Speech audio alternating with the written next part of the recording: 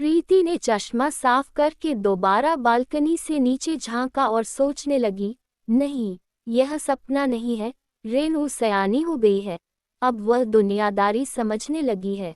रोनित भी तो अच्छा लड़का है, इसमें गलत भी क्या है। दोनों एक ही दफ्तर में हैं, साथ साथ तरक्की करते जाएंगे। बिना किसी कोशिश के ही मेरी इतनी बड़ी चिंता खत्म हो गई। रात को खाने के बाद प्रीति दूध देने के बहाने रेनू के कमरे में जाकर बैठ गई और बात शुरू की। बेटी, रोनित के बारे में तुम्हारा क्या ख्याल है? रेनू ने चौंक कर माँ की तरफ देखा तो प्रीति शरारत भरी मुस्कान बिखेर कर बोली, भाई, हमें तो रोनित बहुत पसंद है। हाँ, तुम्हारी राय जानना चाहते हैं। राय? लेकिन किस बारे में, माँ? रेनू ने हैरानी से पूछा। वो तुम्हारा दोस्त है। अच्छा, योग्य लड़का है। तुमने उसके बारे में कुछ सोचा नहीं? माँ, ऐसी भी कोई खास बात नहीं है उसमें। रेनू अपने नाखूनों पर उंगलियां फेरती हुई बोली। फिर वह चुपचाप दूध के घूंट भरने लगी। लेकिन रेनू के इन शब्दों ने जैसे प्रीति को आसमान से जमीन पर ला पटका था। वह सोचने लगी, क्या वक्त अपने आप को सदा दोहराता रहता है? यही शब्द तो मैंने भी अपनी माँ से कहे थे। विजय मुझे कितना चाहता था, लेकिन तब हम दोनों क्लर्क थे। प्रीति तेज रफ्तार जिंदगी के साथ दौड़ना चाहती थी। विजय से ज्यादा उसे अपने बॉस चंदन के पास बैठना अच्छा लगता था। वह सोचती थी कि अगर चंदन साहब खुश हो गए तो उसकी पदोन्नति हो जाएगी। फिर चंदन साहब खुश भी हो गए और प्रीति को पदोन्नति मिल गई। लेकिन चंदन के तबादले के बाद जो नए राघव साहब आए, वे अजीब आदमी थे। लड़कियों में उनकी जरा भी दिलचस्पी नहीं थी। ऐसे में प्रीति बहुत परेशान रहने लगी थी, क्योंकि उसकी तरक्की के तो जैसे सारे रास्ते ही बंद हो गए थे। लेकिन नहीं, ढूंढने वालों को रास्ते मिल ही जाते हैं। राघव साहब के पास कई बड़े बड़े अफसर आते थे। उन्हीं में से एक थे जेकब साहब। प्रीति की तरफ से प्रोत्साहन पाकर वे उसकी तरफ खींचते चले गए। जेकब साहब के जरिए प्रीति को एक अच्छा क्वार्टर मिल गया। धीरे धीरे प्रीति तरक्की की कई सीढ़ियां चढ़ती चली गई और जीवन की सब जरूरतें आसानी से पूरी होने लगीं। कर्ज मिल गया तो उसने कार भी ले ली। जमीन मिल गई तो उसका अपना मकान भी बन गया। उसके कई पुरुष मित्र थे, जिनमें बड़े बड़े अफसर व व्यापारी वगैरह सम्मिलित थे। जितने दोस्त उतने तोहफे। हर शाम मस्त थी और हर मित्र मेहरबान। उन दिनों वह सोचती थी कि जिंदगी कितनी हसीन है।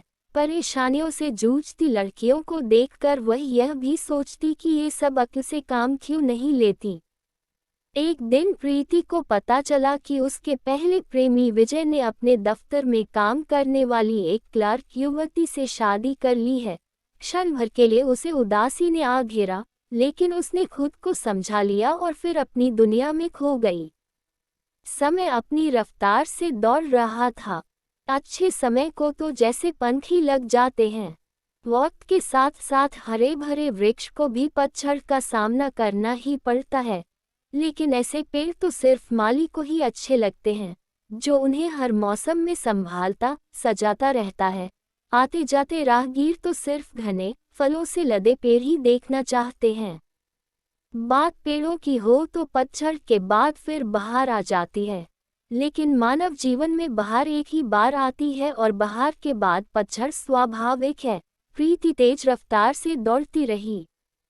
यौवन का चढ़ता सूरज कब ढलने लगा, वह शायद इसे महसूस ही नहीं करना चाहती थी। लेकिन एक दिन पतझड़ की आहट उसे सुनाई दे ही गई। वह एक सुहावनी शाम थी। प्रीति मदन का इंतजार कर रही थी। उस शाम उसने पीले रंग की साड़ी पहनी हुई थी, जिसका बॉर्डर हरा था। सच संवर कर वह बहुत देर तक पत्रिकाओं के पन्ने पलटती रही। मदन से उसकी दोस्ती काफी पुरानी थी। हर सप्ताह उसकी 2-3 शामें प्रीति के संग ही व्यतीत होती थीं। लेकिन उस शाम वह इंतजार ही करती रही, मदन न आया। प्रीति उलझी उलझी सी सोने चली गई। उलझन से ज्यादा गुस्सा था या गुस्से से ज्यादा उलझन, वह समझ नहीं पा रही थी।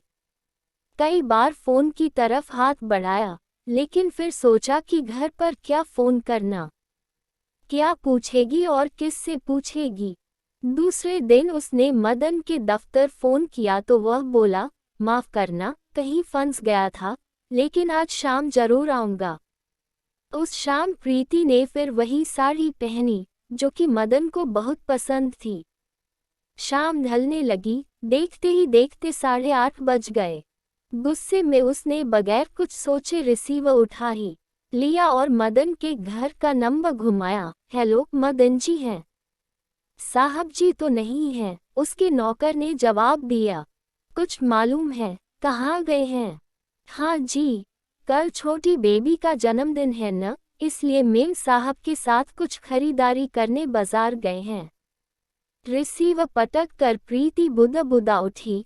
ओह, तो यह बात है, मगर उसने यह सब बताया क्यों नहीं? शायद याद न रहा हो, मगर ऐसा तो कभी नहीं हुआ। शायद उसने बताना जरूरी ही न समझा हो। वह सोचने लगी कि उसके पास आने वाले हर मर्द का अपना घर-बार है, अपनी जिंदगी है। उसे लगता था कि वह अपने तमाम दोस्तों की पत्नियों से ज्यादा सुंदर है, ज्यादा आकर्षक है, तभी तो वे अपनी बीवियों को छोड़कर उसके घर के चक्कर काटते रहते हैं। पर उस क्षण उसे एहसास हो रहा था कि कहीं न कहीं वह उनकी बीवियों से कमतर है, जिनकी जरूरतों के आगे किसी दोस्त को उसकी याद तक नहीं रहती। प्रीति ने सोफे की पीठ से सिर टिका दिया। उसकी सांसें तेज चल रही थीं। यह गुस्सा था, पछतावा था, क्या था, कुछ पता ही नहीं चल रहा था। पर एक घुटन थी, जो उसके दिलो दिमाग को जकड़ती जा रही थी। उसने आंखें बंद कर ली, लेकिन चंद आंसू छलक ही आए। उसके बाद उसने मदन लाल को फोन नहीं किया और न ही फिर वह उससे मिलने आया। दूसरी बार पतझड़ का एहसास उसको तब हुआ था जब उसका एक और परम मित्र विनोद एक रात 9 बजे अचानक आ गया। आओ विनोद, उसकी आंखों में अजीब सी रोशनी थी। विनोद के साथ बिताई बहुत सी रातें उसे याद आने लगी। अरे प्रीति, मैं एक जरूरी काम से आया हूँ। तुम्हारा काम मैं जानती हूँ। प्रीति अदा से मुस्कुराई। नहीं, वह बात नहीं है, असल में मुझे एक गैस कनेक्शन चाहिए। अपने लिए नहीं, और किसी के लिए, विनोद ने हौले से कहा। तुम्हारी तो बहुत जान पहचान है, तुम यह काम आसानी से करवा सकती हो। किसके लिए चाहिए? प्रीति के माथे पर बल पड़ गए। एक साथी है दफ्तर में, अचला, क्या मैं उसे कल तुम्हारे पास भेज दूं? प्रीति का सिर चकरा गया कि उसने खुद भी तो कभी गैस कनेक्शन लिया था, और अब अचला। लेकिन उसने खुद को संभाला, नहीं, भेजने की जरूरत नहीं। उससे कहना मुझे फोन कर ले, धन्यवाद, कहकर विनोद तेजी से बाहर निकल गया। उस दिन कमरे का माहौल कितना बोझिल सा हो गया था। विनोद ने उसके हुस्न और जवानी का मजाक ही तो उड़ाया था, क्योंकि उसकी जगह अब अचला ने ले ली थी। फिर उसे राज की याद आई। एक दिन उसने देखा, राज किसी सुंदरी से बातें कर रहा है। वह तेजी से उसके पास पहुंची। हेलो राज, आजकल बहुत व्यस्त रहने लगे हो। अब तो इधर देखने की फुर्सत भी नहीं। अब इधर देखूं या आपकी तरफ? राज ने उस सुंदरी की ओर देखते हुए मुस्कुरा कर कहा। खिलती उम्र की गुलाबी सुबह पर इतनी जल्दी शाम का धुंधल का छाने लगेगा, प्रीति ने सोचा भी न था। दोस्तों के लिए उसका साथ ऐसा ही रहा, जैसे कोट पर सजी गुलाब की कली, जो जरा सी मुरझाए नहीं कि बदल दी जाती है। अब उसकी शामें सूनी हो चली थीं। न कोठी की घंटी बजती और न फोन ही आते। प्रीति का नशा उतरने लगा तो ज्ञात हुआ कि उसके सभी सहयोगी पदोन्नति पा चुके हैं। विजय के पास भी अपना घर था और उसने एक कार भी खरीद ली थी। आखिर एक दिन प्रीति ने हालात से समझौता कर लिया और श्रीमती देवराज बन गई। विधुर देवराज को भी अकेलेपन में सहारा चाहिए था, लेकिन रेणु के जन्म के कुछ वर्षों बाद ही देवराज चल बसा। अपना रुपया पैसा वह अपनी पहली दिवंगत पत्नी के बच्चों के नाम कर चुका था। प्रीति को उससे मिली सिर्फ रेनू, लेकिन यह सहारा भी कम न था। रेनू को पालते पोसते प्रीति ने जीवन के काफी वर्ष काट दिए। रेनू भी उसी की तरह सुंदर थी। वह सुंदरता उसे विरासत में मिली थी, लेकिन अभी जो शब्द उसने कहे थे वे भी तो विरासत में मिले थे। प्रीति तड़प उठी। रेनू ने दूध का खाली गिलास मेज पर रखा तो प्रीति चौंकी, एक लंबी सांस ली और बोली, बेटी, अगर रोनित तुम्हें पसंद है तो और कुछ न सोचो। तुम दोनों धीरे धीरे तरक्की कर लोगे। अभी उम्र ही क्या है। रेनू उदास सी माँ को देखती रही। प्रीति ने और कुछ न कहा, गिलास उठाया और कमरे से बाहर निकल गई। रात के 11 बज चुके थे, लेकिन प्रीति की आंखों से नींद बहुत दूर थी। एक ख्याल उसके इर्द गिर्द मंडरा रहा था कि काश विजय उसके पास होता। यह कोठी, यह दौलत और यह कार न होती। साफ सुथरी जिंदगी होती, विजय होता और रेनू होती। दूसरे दिन रेनू ने धीरे से कमरे का पर्दा हटाया तो प्रीति बोली, आओ बेटी। माँ। रेनू पलंग पर बैठ गई। माँ, वह कहते हुए हिचकिचा सी रही थी। बोलो बेटी, प्रीति ने प्यार से कहा। आपके आने से पहले ही रोनित का फोन आया था। क्या? शादी के बारे में? जी। फिर तूने क्या कहा? मैं सोचती थी, रोनित एक मामूली क्लर्क है। आप अपनी शान के आगे कभी भी क्लर्क दामाद को बर्दाश्त नहीं करेगी। इसीलिए क्या? इसीलिए मैंने उसे मना कर दिया। यह तूने क्या किया बेटी? रोनित जो कुछ तुम्हारे लिए कर सकेगा वह और कोई नहीं कर सकेगा। प्रीति शून्य में घूर रही थी, लेकिन हर ओर उसे विजय का भोला भाला चेहरा दिखाई दे रहा था। जब वह बड़े बड़े अफसरों के साथ घूमती थी तब विजय की उदास आंखें उसे हसरत से देखा करती थीं। उन आंखों का दुख, उदासी उस दिल की तरफ उसे रह कर याद आ रही थी। उसने रेनू की तरफ देखा, वह भी खामोश बैठी थी। थोड़ी देर बाद उसने कहा, बेटी, एक बात पूछूं? अपनी सहेली समझकर सच सच बताना। रेनू ने सवालिया नजरों से माँ को देखा। तू रोनित को पसंद तो करती है न? हाँ माँ, रेनू ने धीरे से कहा और नजरें झुका लीं।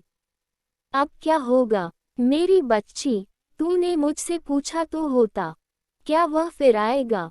पता नहीं, रेनू ने भर्राए आवाज में कहा और उठकर चली गई। सुबह प्रीति उठी तो सिर बहुत भारी था। शायद 10 बज रहे थे। रविवार को वैसे भी वह देर से उठती थी। उसने पर्दे सरकाए और बालकनी में जाकर खड़ी हो गई। अचानक नजर नीचे पड़ी। रोनित और रेनू नीम के पेड़ की आड़ में खड़े थे। वह धीरे धीरे पीछे हो गई और अपने कमरे में लौट आई। आराम कुर्सी पर बैठकर उसने अपना सिर पीछे टिका दिया। देर तक प्रीति इसी मुद्रा में बैठी रही।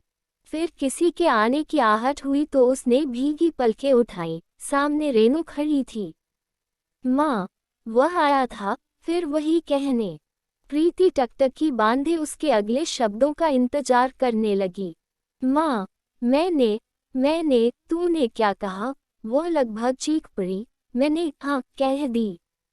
मेरी बच्ची, प्रीति ने खींचकर रेनू को सीने से लिपटा लिया और बुदबुदाई, शुक्र है तूने माँ की हर चीज विरासत में नहीं पाई। क्या माँ? कुछ कहा? रेनू ने अलग होकर उसके शब्दों को समझना चाहा। कुछ नहीं बेटी, हमेशा सुखी रहो। और उसने रेनू का माथा चूमकर उसे अपने सीने से लगा लिया।